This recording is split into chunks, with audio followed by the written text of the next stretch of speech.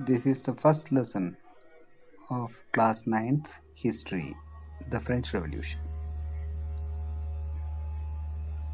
So ये शुरू होता है when this lesson begins. हम देखते हैं करीब 7,000 लोग फ्रांस की राजधानी पेरिस की गलियों में आता है। तो ये गलियों में आने का कारण क्या था? एक रूमर फैले थे, राजा ने आर्मी को बुला लिया, सिटी में अभी कर्फ्यू होने वाला है। तो ये 7,000 लोग आदमी औरत सब मिलके क्या होता है, एक मिलिशिया फॉर्म करता है। मिलिशिया मीन्स एक पीपल्स आर्मी फॉर्म करता है और इन्होंने सेवरल ग्रुप्स में कन्वर्ट होके सरकारी बिल्डिंग्स के अंदर घुसता है। उधर इसीलिए घुसता है ताकि उधर कोई आर्मी का आर्म्स मिल गया तो उसको इस्तेमाल करने के लिए मिल जाएगा, ये सोच के घुसता था। और इस तरीके का आखिर में इन्होंने बस्टिए, ये बस्टिए होता है उधर का एक प्रिजन। ये प्रिजन राजा के सिंबल के तौर पे लोग देखता है, इसलिए राजा को नफरत करता है, इसलिए इस बेस्टिए को भी ये लोग नफरत करते थे। तो ये लोग उसमें घुस के उधर के कमांडर को मारता है और उधर के जितने भी प्रिजनर्स थे, तो 7 ही लोग थे, उनको इन्होंने उधर से निकाल देता है और उसके बाद उस प्रिजन को इन लोगों ने डिमोलिश करता है। डिमोलिश करने के बाद उसकी बिल्डिंग्स का जो अलग अलग हिस्से इन्होंने मार्केट में बेचता है, लोग उसको खरीदता है, एक तरीके का सॉवनियर के तौर पे आपके आने वाले पीढ़ी को दिखाने के लिए वो खरीदता है। इसके अगले दिन में भी पेरिस और उसके आसपास की गांवों में लड़ाई होता है। तो लोग मेनली प्रोटेस्ट कर रहे थे क्योंकि उस समय ब्रेड का प्राइस बहुत इंक्रीज हो गए थे, आम लोग अफोर्ड नहीं कर सकते थे, गरीब लोगों के लिए बहुत मुसीबत का समय था। उस समय पे बहुत सारा नेचुरल डिजास्टर भी हुए थे, तो इसलिए जो सामान वगैरह मार्केट में कम था। बहुत साल बाद में जब हिस्टोरियंस इस घटना को देखता है, उनको समझ में आता है ये घटना उधर एंड नहीं होता है, उस घटना आगे जाके एक बहुत बड़ा इंसिडेंट होता है और आखिर में उधर की राजा की हत्या तक हो जाता है। तो किसी ने ये इंसिडेंट जब शुरू हुआ 14 जुलाई 1789 को ये एंटिसिपेट नहीं किया, तो this is what is going to happen.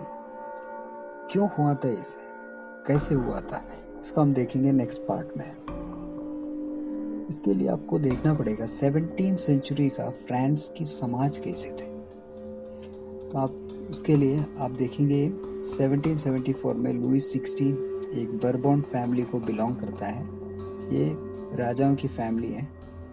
वो उधर का राजा बन जाता है 20 साल की उम्र में। उसका शादी होता है मैरी एंटोनेटी से, एक ऑस्ट्रियन प्रिंसेस है। जब एक गद्दी में आता है, ये देखता है ट्रेजरी पूरा खाली था, पिताजी और उसकी दादाजी सब लोग आराम से उसको पूरा खर्च करके खाली बर्तन पकड़ा दिया लुईस 16 को। तो क्योंकि ये लोग लंबे समय थे युद्ध वगैरह करने में इंटरेस्टेड था, तो हर आस पड़ोसी के साथ ये लड़ाई करते थे और कर करके लड़ाई करने के लिए पैसा चाहिए, आर्मी चलाने के लिए और हथियार खरीदने के लिए। इस तरीके से इनका पैसा तो खूब खर्च कर दिया, लेकिन इनका जीवन शैली तो कोई सिंपल लाइफ तो बिताता नहीं है राजा, क्योंकि दूसरों के पैसा अपने पास आराम से आ रहा है तो वो क्यों कंट्रोल करे खर्चा। इसलिए कोर्ट को मेंटेन करने के लिए भी खूब पैसे खर्च होते थे और दूसरों को मदद करने के लिए भी ये विश्वास रखते थे। मदद क्या है, दुश्मनों का दुश्मन को मदद करना। लुईस 16 ने अमेरिकन कॉलोनीज को इंडिपेंडेंस दिलाने के लिए 1 billion livre is the money of France in those time. तो इंग्लैंड इनका सबसे बड़ा दुश्मन था, उनके खिलाफ लड़ने के लिए 1 बिलियन लीवियर इन्होंने उसको उधार देता है, उधार नहीं उसको देता है युद्ध के लिए। फ्रांस के पास में कर्जे का कोई कमी नहीं था, 2 बिलियन लीवियर ऑलरेडी उनके पास कर्जे थे। तो अभी क्या हुआ, ये उधार दिए हुए लोगों ने उन्होंने कहा हमको 10% इंटरेस्ट चाहिए। 10% इंटरेस्ट मांगा तो कोर्ट का एक्सपेंस चलाना है, सरकारी ऑफिशियल्स को पैसे देना है, तो गवर्नमेंट को इन सब के लिए पैसा नहीं है। तब एक ही रास्ता है, अभी क्या करे, टैक्स इंक्रीज करे। यही करता है सारे सरकार। तो पैसे के जब खर्चे के लिए पैसा नहीं होता, खर्च करने के लिए पैसा नहीं होता, they will increase the tax. तो उस समय फ्रांस की समाज 3 हिस्सों में डिवाइड था। जैसे हमारे देश में जाति होता है ना, अलग अलग जातियाँ हैं, हैं? ऊंची जाति, नीची जाति, मिडिल वाला जाति, बीच का जाति, इस तरीके का जाति व्यवस्था नहीं था उधर। उधर क्लास की डिफरेंस था। एक first state, second state, third state. First state को बिलोंग करते थे जो नोबल्स, सॉरी नोबल्स नहीं, क्लर्जी और प्रीस्टली क्लास लोग होते हैं। तो भगवान की पूजा पाठ वगैरह करने वाला लोग, उसमें बिशप्स, फादर्स, इस टाइप के लोग होते हैं। और सेकंड स्टेट में आते थे जो कुलीन लोग, राजा, इस तरीके कुलीन फैमिली को बिलोंग करने वाला लोग। और 90% लोग उधर का किसान होते थे या छोटे मोटे काम करने वाले लोग होते थे। लेकिन उधर का जमीन का 60% ये फर्स्ट स्टेट नोबल्स और चर्च के हाथ में थे। और जो थर्ड स्टेट का कुछ रिच फैमिली के पास में था 60% लैंड। तो 90% लोगों के पास में जमीन की बहुत 40% जमीन था, तो बहुत कम हिस्से का जमीन था। और इसके अलावा ये फर्स्ट स्टेट और सेकंड स्टेट के लोगों को कुछ प्रिविलेजेस भी था, जन्म सिद्ध कुछ प्रिविलेजेस उसको मिलते थे। उसको टैक्स पे करने का जरूरत नहीं था। और एक किसानों से फ्यूडल ड्यूज खरीद सकता है। और ये किसान लोग, पेजेंट्स को, इनको फ्री में सर्विस भी देना पड़ते थे। तो उनकी फील्ड में काम करना पड़ते थे, उनकी घरों में काम करना पड़ते थे, सड़कें बनाना पड़ते थे। इसके अलावा चर्च भी इन किसानों से एक टैक्स कहलाता है। ये भी थर्ड स्टेट को देना है, उसको टिथ कहते हैं। स्टेट, इसके अलावा स्टेट एक टैक्स कलेक्ट करते थे, उसको टेली कहते हैं। और फिर उसके हर एक सामान के ऊपर भी टैक्स होते थे। जो डेली जो खरीदते थे सामान, जो ब्रेड है, इन सब के ऊपर भी टैक्स होते थे। तो लोगों को का लाइफ बहुत स्ट्रगल करने वाला लाइफ था, क्योंकि आबादी 1750 में फ्रांस की आबादी करीब 23 मिलियन था। 1789 होते वक्त व्हेन दिस इंसिडेंट ओकर्स, उस समय तक इसकी आबादी 28 मिलियन होता है। तो 28 मिलियन होते वक्त 5 मिलियन लोगों की आबादी बढ़ गया एक स्मॉल कंट्री में। लेकिन उसके अनुपात में फूड इंक्रीज नहीं हुआ, फूड प्रोडक्शन इंक्रीज नहीं हुआ। तो ये आबादी में 5 मिलियन लोग भी मुंह फाड़ के तो आता है खिलाओ खिलाओ के, तो उसको भी खिलाना पड़ेगा। तो क्या करें, फूड तो है नहीं। तो क्या होता है, जब मार्केट में मांग ज़्यादा, माल कम होते वक्त क्या होता है, रेट इंक्रीज होगा।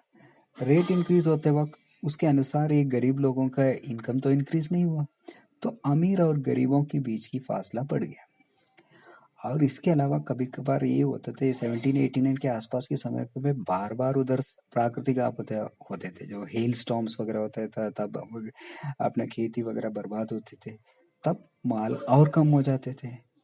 तो ये हालत 1789 की पहले का पीरियड में बार बार होते थे। उसको हम ओल्ड रिजीम कहते हैं, उस समय पे बार बार होते थे। तो मिडिल क्लास में अभी क्या हुआ, कुछ लोग कुछ पढ़े लिखे हो जाते हैं, पढ़ना लिखना शुरू कर लेते हैं। और कुछ लोग व्यापार करके, विदेशी व्यापार वगैरह करके कुछ पैसे इकट्ठा करते हैं। तो ये पैसा वगैरह इकट्ठा करते हैं, उनके पास कुछ पैसे आते हैं। तो पहले भी क्या होता है, ये पेजेंट्स लोग प्रोटेस्ट वगैरह करते थे जब ये प्रॉब्लम होता है, टैक्स बढ़ जाता है या फूड का रेट बढ़ता है, तब प्रोटेस्ट करते थे। लेकिन इसको नेतृत्व करने वाला कोई लोग नहीं होते थे, उनके पास पैसे भी नहीं होते थे। इसीलिए थोड़े दिन के अंदर मार जाके राजा की जो आर्मी के पिटाई विटाई खाने के बाद वो चुपचाप घर पे चल जाते थे।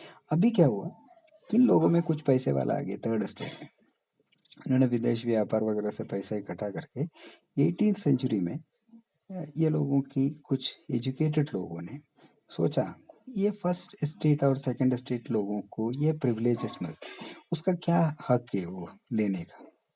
तो उनको लगा समाज में कुछ परिवर्तन होना चाहिए। उनको लगा सोसाइटी उस तरीके का होना चाहिए, सब लोगों को फ्रीडम होना चाहिए, इक्वल लॉज सबके लिए होना चाहिए और इक्वल अपॉर्चुनिटी सबके लिए होना चाहिए। और इस आइडियाज को कुछ फिलोसोफर में, उस समय का कुछ फिलोसोफर या थिंकर्स ने उनकी किताबों के जरिए लिखे थे, जैसे जॉन लॉक है, जीन जैकस रूसेओ, लॉक ने अपने किताब टू ट्रीटिसाइज ऑफ गवर्नमेंट नाम की एक किताब है, उसमें लिखता है ये मोनार्क को एब्सोल्यूट पावर देने का कोई जरूरत ही नहीं है, उसको खत्म करना है, उसकी वो एब्सोल्यूट पावर को खत्म करना है। तो रूजे ने इस आइडिया को थोड़ा आगे लिखा। उन्होंने लिखा गवर्नमेंट एक सोशल कॉन्ट्रैक्ट का एक गवर्नमेंट होना चाहिए, जैसे लोग और अपने रिप्रेजेंटेटिव को गवर्नमेंट होना चाहिए, इन दोनों के बीच का कॉन्ट्रैक्ट के अनुसार सरकार चलना चाहिए। In the spirit of loss of Montesquieu का किताब था स्पिरिट ऑफ लॉस।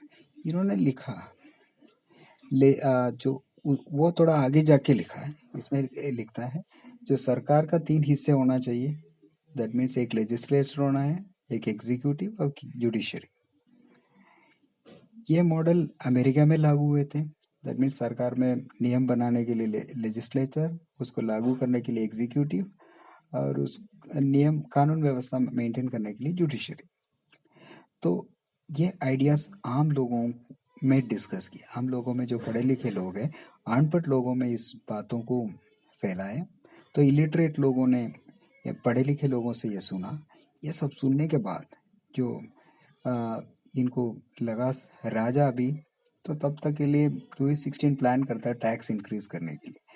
तब ये टैक्स इंक्रीज करने के बाद आ गया तो लोगों को बहुत कुछ गुस्सा आ गया, उन्होंने इसके खिलाफ प्रोटेस्ट करने के लिए तैयार हो जाता है। ठीक है, इसकी अगली पार्ट हम नेक्स्ट वीडियो में पढ़ेंगे।